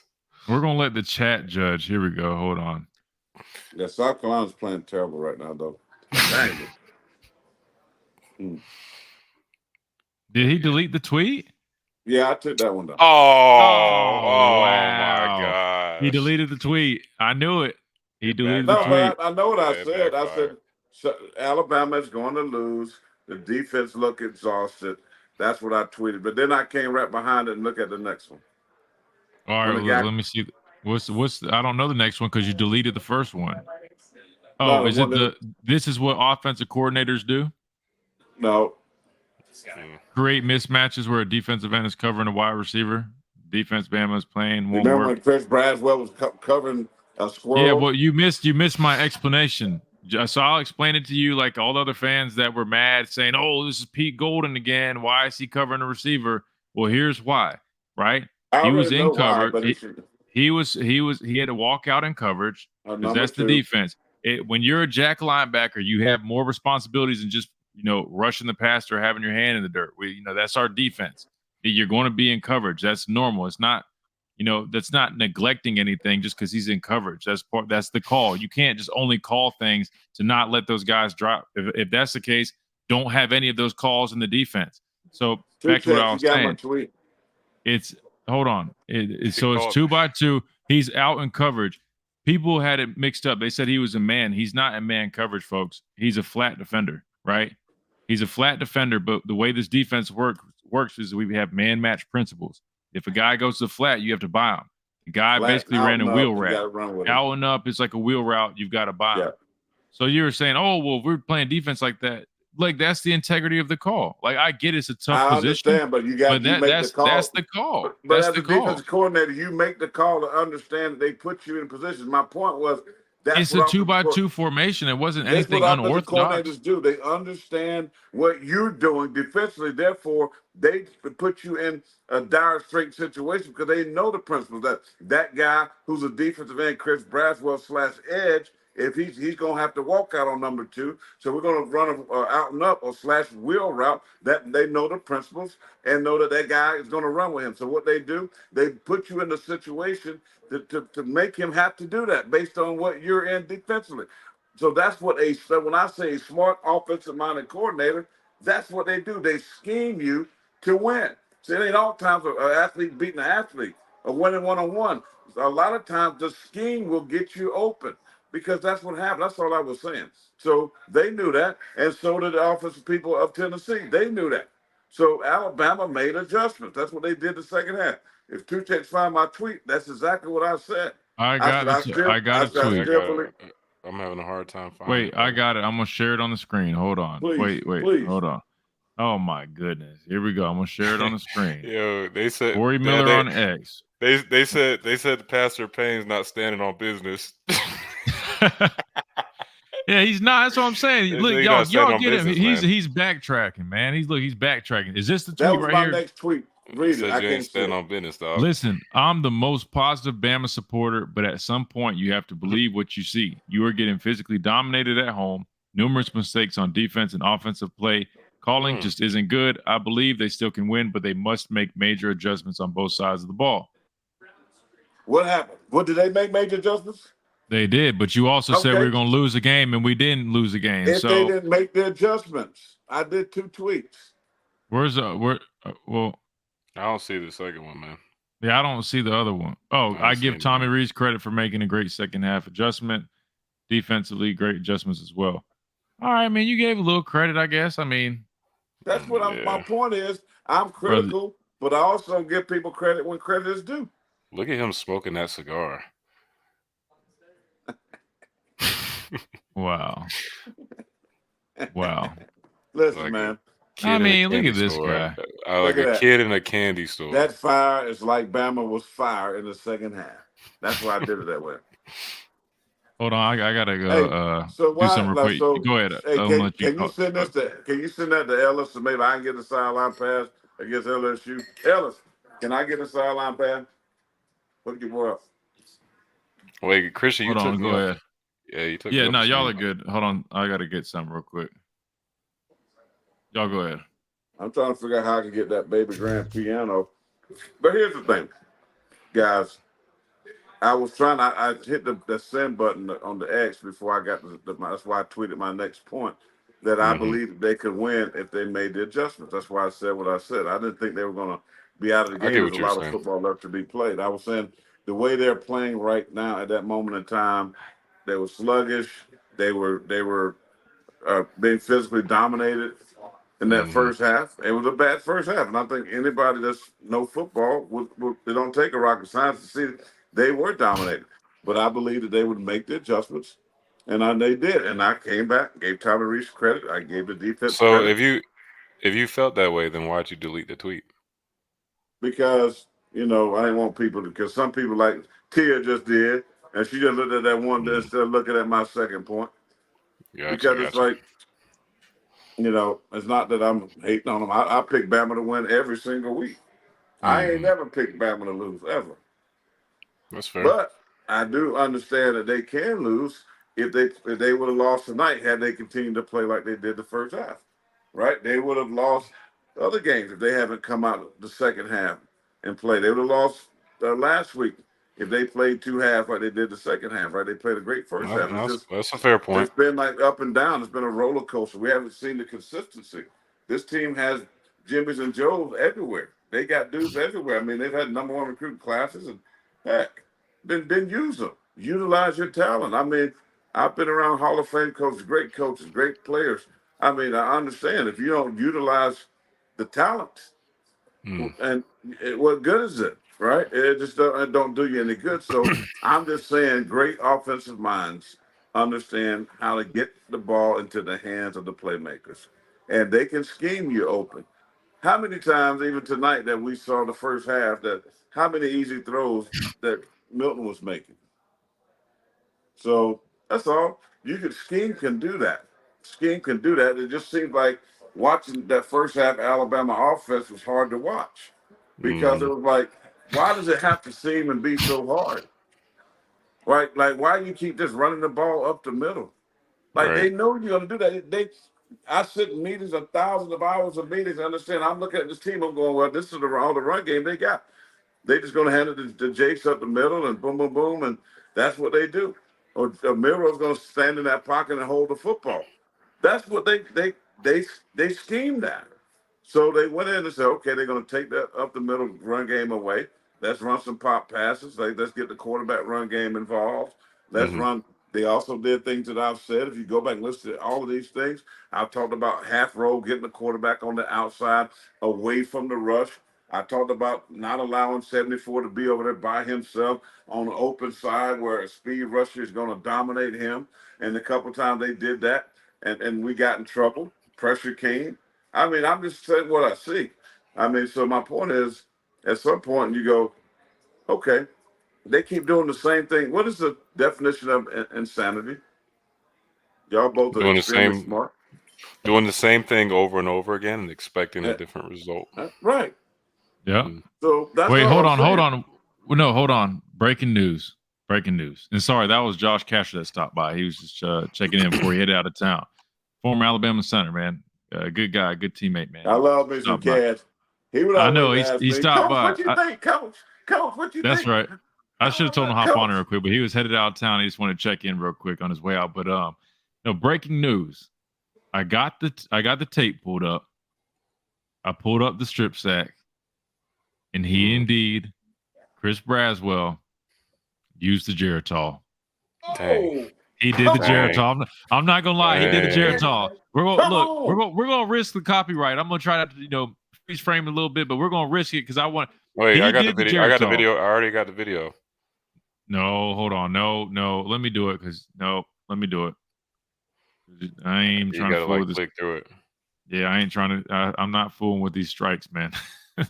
It's ridiculous that we can't just watch tape without any harm, but it is what it is. Hold on. Wait. You can pull up videos? Yeah. Wait, I might. Hold on. How'd you do that? Click on. Click faster than you, bro. Click on that one. No. It's not bad. No. It's not there's no copyright. There's no sound. Click on it. Oh God. That's his famous move right there. That's the Gerald right there.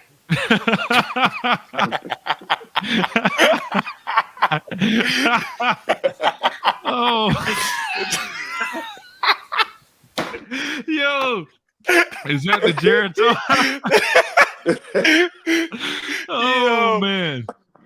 All right, wait. My bad. Hey, one more time. Hold on. No, no, that is not the Geritol. Hold on. Let me pull up the Geritol.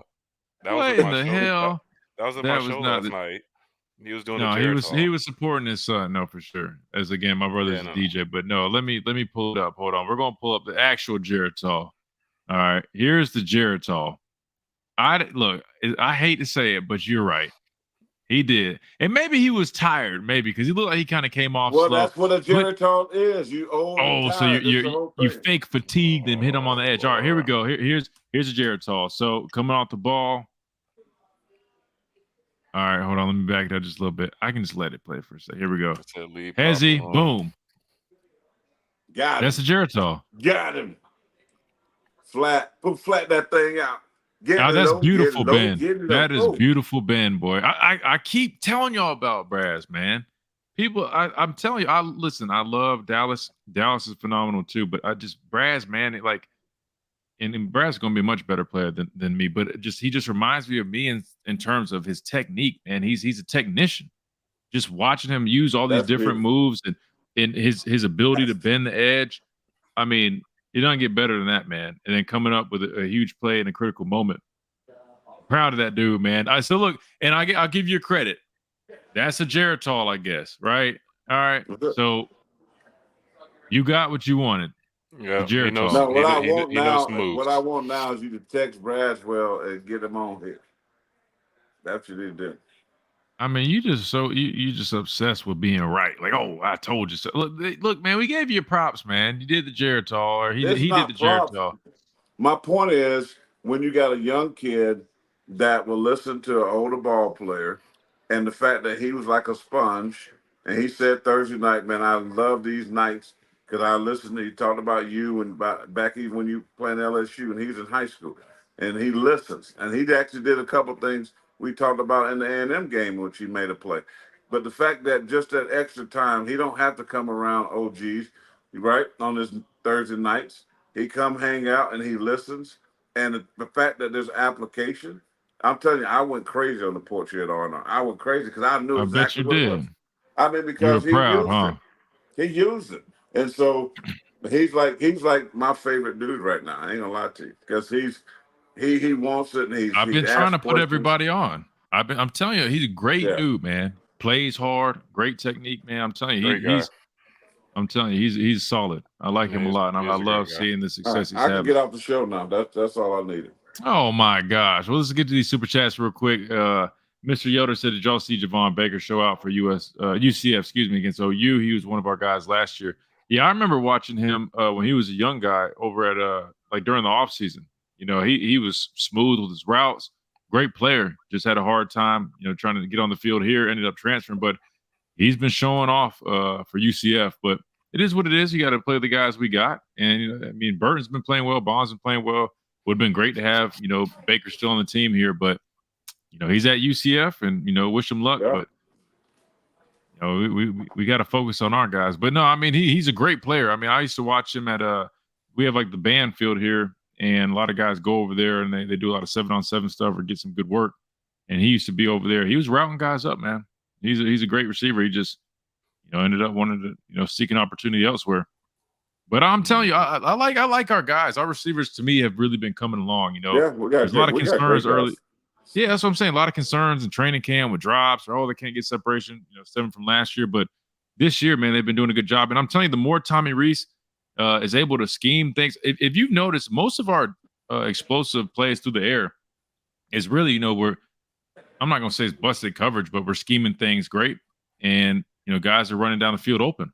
And Milroe's got a very accurate deep ball. So those receivers are doing a good job. It's hard when you try to make change. It's kind of like life, when you're trying to make change, you're trying to change from the old person to a new person, you're trying to do things the right way. A lot of times, what the Bible would say, you go back to the vomit. A dog goes back and eats his vomit. Same type of thing, because you go back to what you're used to. You go back what you're accustomed to, and sometimes change is just hard. And I think that's the case for a coordinator who just really want to do and call plays the way he wants to call plays. But sometimes you just have to have that, not allow pride to get in the way. Coaches can have pride A and lot of say, them you know do. what, that I got to change. I have to change in order to give my kids the best chance to succeed. But then they'll eventually go back to the vomit, right? And think, well, my way works. It works. I know it works. I've done it here at Notre Dame. I've done it here and so, whatever school. Not just talking to Reese, but other coaches.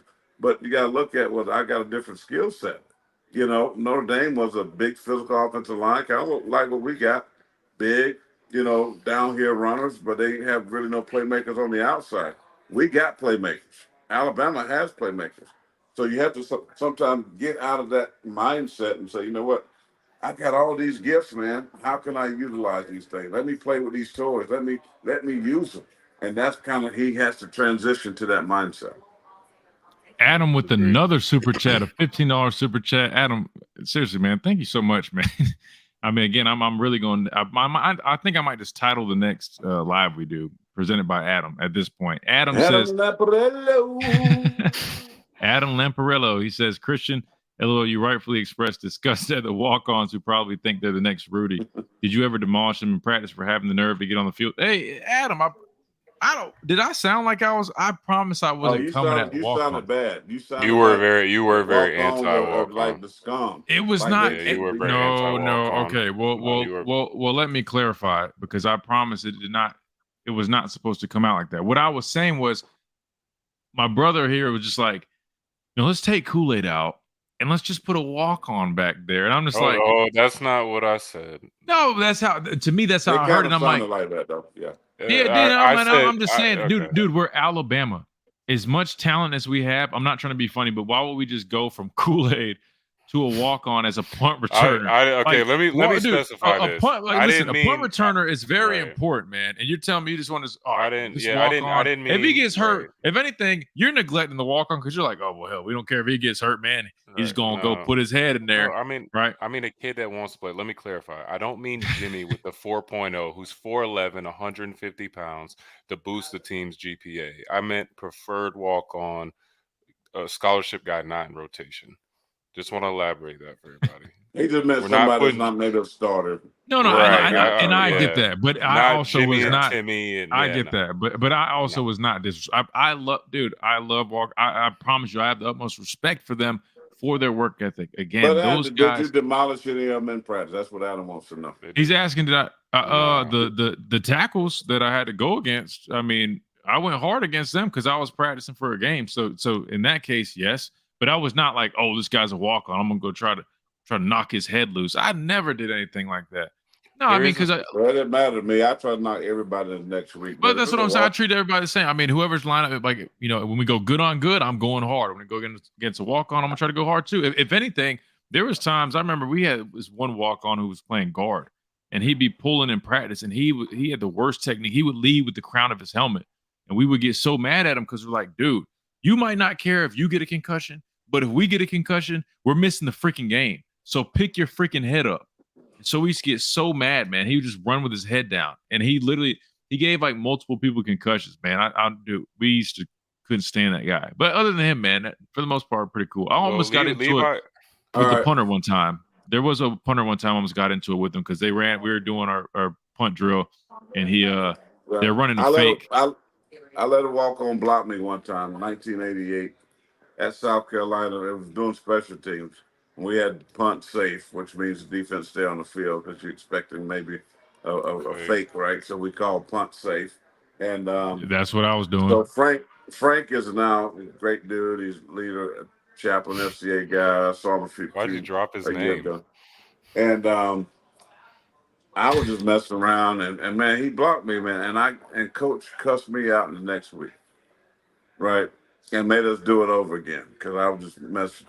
So the next play, I tried to put Frank into sleep, and which I did. And Frank tells the story even till this day how, You know, he's like he blocked, Corey the All-American at South Carolina, and then I got cussed out. So I apologize to him. I hate to do it to you, bro, but I'm gonna give it to you. And so I try to knock him into next week. But that's just part of it. I mean, walk-ons back, especially back when I played. Shoot, they get treated the way Christian kind of said it to begin with. They got treated bad. I mean, it's like, man, it was almost like you were just a dummy, and coach was so wrong for that. I mean, but today, these guys are getting, preferred walk-on They get some PWOs. benefits. No, Yeah, they they get actually benefits, do. and I'm gonna tell you, I you mean, can't. PWOs actually do like, they choosing a hat. I'm like, hey, bro, That's true. I mean, what are you doing choosing a hat, bro? You got no offers. Like, and then they Exactly. choose a hat. But it is what it is because you're getting some guys that maybe be lower level guys, Division II type guys that want to go and they like Alabama or South Carolina or wherever, and they just say, you know what, I'm gonna give it a shot. And hey, Look, but there've been numerous guys that have gotten a ton of. We have now. We should have shows that's coaches coming in and phone calls and walk-ons getting scholarships. So bless them, man. That's a blessing. So, and I know a lot of teams can't be as good without them because they're integral in preparation. Well, we've had some really good walk-ons here too. I mean, Rashad Johnson, right? I mean, he was phenomenal. Levi Wallace is, a brother of mine. I'm really close with. He was a walk-on. They're doing some really good things in the NFL right now with the Steelers. We've had some really good walk-ons, man. Guys that went on to play in the NFL. There are again, those few walk-ons, though. We have to touch on this. I mean, they're not many. There are the few that do think they are Rudy and they wear the Alabama workout because I work for the team. You see them at the bar every weekend in their strength and conditioning shirt, and they just do the bare minimum to be on the team. Listen, man, I ain't hating on them. Those guys, I got a problem with. I have a problem with those guys. Them girls at Innisfree and wherever y'all go, 12, 32. They don't know the 25. difference between scholarship and walk-on. They see Alabama football and they go crazy. Them girls don't know. Those are the worst. They just see Alabama strength and conditioning, be like, "Oh, he played football, yeah." Well, I would be DJing. I'm number 42. Well, no, I'd be DJing, and like 3 kids would walk in. All right, let's go. As you said last night, let's go. Let's move on. I want to get off here though, for real. Okay, all right. Well, fair enough. I got to get some dinner. But Sam with the $50. So everybody loves 50 tonight, man. Thank y'all so much. Especially Sam right here with the $50 super chat. Sam says, you're right. Kool-Aid is lazy at times. Braswell, in my opinion, plays more discipline and plays speed to power better than Dallas. Milroe, keep doing your thing because haters are going to hate. Who are y'all's player of the game? Offense, defense, and special teams. I agree with you. Braswell is probably a little bit more of a disciplined rusher. At Alabama, you got to be disciplined, but I could sense that sometimes, Dallas in there, trying to make a play, be an athlete. That's, is what it is. But I agree with those points. On this, Christian, and we'll each pick our MVPs: offense, defense, special teams. Because he's getting grumpy. He's getting eager. He's getting grumpy. Running out of nicotine. All right, here we go. But really good points there, Sam. Really good points there, Sam. And to answer your question, offensive player of the game. Oh man, let me start on defense. That's easy. Okay, you start then. All right, very easy. This is how you do this thing in radio, because they tell you, you got in TV, especially, you got to get in and get them points, right? So my offensive player of the game, Sam, will be Jalen Milroe, because I thought he was excellent.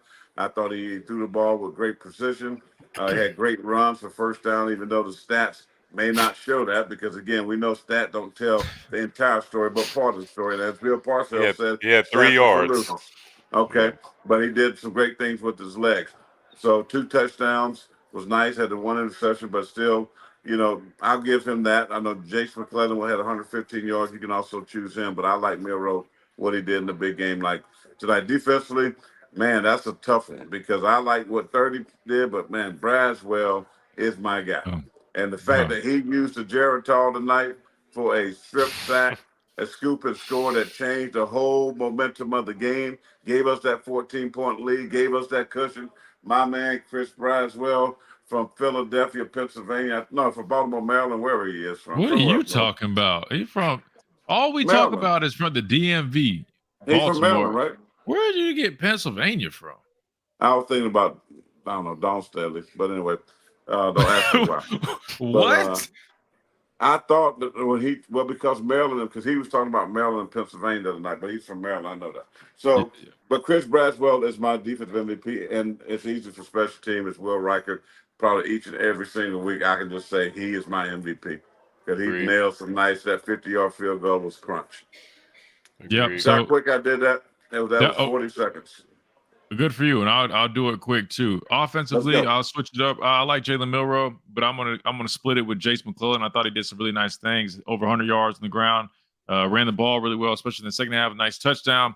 So I'm gonna, again, either Jalen Milroe or Jace McClellan for me defensively, or is going to be Chris Braswell. But since you chose him, I'm also going to say 30. Jahad Campbell, he really stepped up nicely. You know, Trezor Marshall's been a little banged up. Jahad Campbell had 10 total tackles, scoop and scoring a touchdown. But really, just his presence on the field, he was all over the place making plays. And so he stepped up nicely. So I'm going to go with Jahad Campbell / Chris Braswell. Then I'm going to split it with you on special teams. Again, Will Reichard, phenomenal money. He was 2 for 2, 4 for 4 on PATs. So those are my guys. Yeah, BJ, you want to chime in? Or Yeah. I'm gonna go with McClellan too. Almost 30 carries, over 100 yards. He really allowed Jalen to get some of those better looks in the second half by running the ball a lot better, and obviously we credit the line with some of that. So I'm gonna go McClellan on offense, Riker on special teams, and then defense. I'm gonna go Lawson because I feel like he really set the tone all day. I loved his energy. He obviously led in solo tackles, but I loved his energy and tenacity. Wow, that's good too. Yeah, can't go wrong with that. Well, on that note, folks, you know, another. At the end of the day, a win is a win. Like we keep saying that. You know, yeah, it was a come from behind victory. You know, going in half, 20-7. You know, 13-point deficit, 27-0 run. Held them scoreless in the second half. So shout out to defense for doing their thing. Offense got things going in the second half. Can we please just get a full 4-quarter performance, folks? Please. That's all I'm asking for is a full game. You do that. We're in contention. That's all I'm saying. I'm telling you. I agree. So that's what we're waiting on, folks. But again, you know, Alabama coming up with a big victory today, 34-20. I don't know. I can't remember the callers that we had on the show. If anybody got that, if they did, I'll send them out some merch. But again, let us know what you guys think of the performance today. Make sure you drop a like down below if you like the content. Make sure you subscribe if you haven't already and hit that notification bell. That way you don't miss any of our content. Remember, we always go live every Thursday for the Miller's Edge Extra. We come here on the Miller's Edge post-game show. We're going to get Chris Braswell on this show this coming week.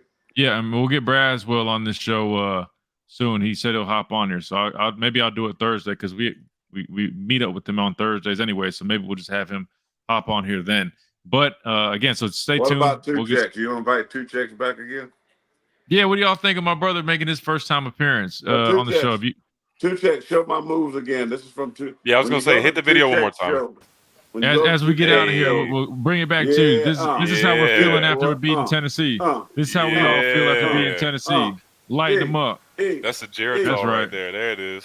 Yeah. See that camera moment? You see that man video of me? That's how I was at the Cater Pie, Psi Pi KX fraternity. The pumpkin pie fraternity. What was it? It was Sigma Pi. But look at pops out there. Yeah. Yeah. Let's stick to the radio. Let's not dance. Let's do radio. But there it is. But again, another fun post-game show here on the Miller's Edge. Appreciate everybody for y'all support and everybody tuning in. It's always a great time with you guys. You guys make this thing special. You guys make it happen, especially our gifters, Genevieve. Adam 60. You guys are awesome. Michael, Tia, Mr. Yelder, Sam, Dr. Crystal. Wait, whoa, we missed one. Dr. Crystal, how did I do that? I'm so sorry. Dr. Crystal be coming in like that. She sneaks in, man. Oh my goodness. She should have got on me. I can't believe we almost missed you. Dr. Crystal, we didn't forget about you with the $5 super chat. Thank you so much. She says, not to look ahead, but will the week off hurt or help us this year versus LS Who? Love that part. Oh man, real quick. Yeah, I was about to say that's tough. You know, it's especially with this team. We know they're a little inconsistent on the field. I feel like it's going to be kind of like that with this bye week. Some guys, as long as they have the right mindset and they use it to their benefit, they should come back fresh and ready to roll. Some guys might kind of get distracted and it might not necessarily hit the ground running. It's hard to tell. Hopefully, I'll say as a team we use it to our benefit. We get healthy. We get the rest that we need.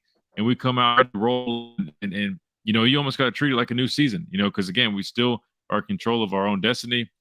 Everything's attainable. And in my opinion, I know we talked about A&M being the biggest game, but this, to me, you circle this one. If you beat this LSU team, you got to go on the road and play Kentucky. You got to go on the road to play Auburn. But I'm telling you, I think this is the one. And if we can beat this team, LSU, I mean, we're in good shape, folks.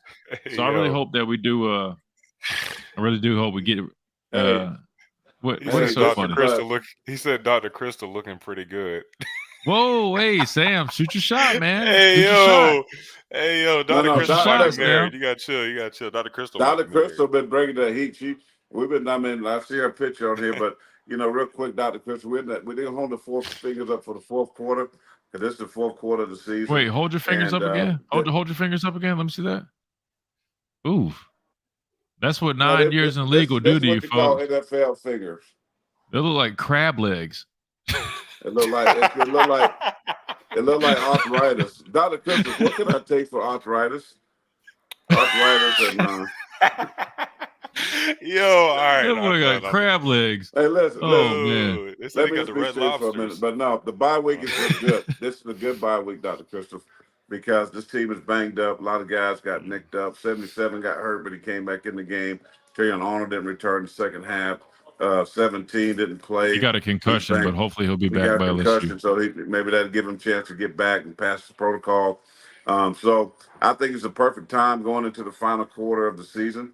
And now they can make a good push. I think now they can change some things. I think you're going to see them self-evaluate and make some changes. Some of the things that we've been talking about from the offensive play calling standpoint, defensively, to continue to sharpen what they're doing and making that 4-game run to get to Atlanta. To probably take on Georgia or Missouri. I like this Missouri football team a lot. So I think Alabama is in great position. You get LSU at home, payback, motivation should be there. You should be fresh. Nick Saban won't be saying they're tired because they're going to be fresh. And even though they're going to have a tough challenge defensively against Jaden Daniels and those frisbee catching dogs and receivers, that they're going to have to play their best game.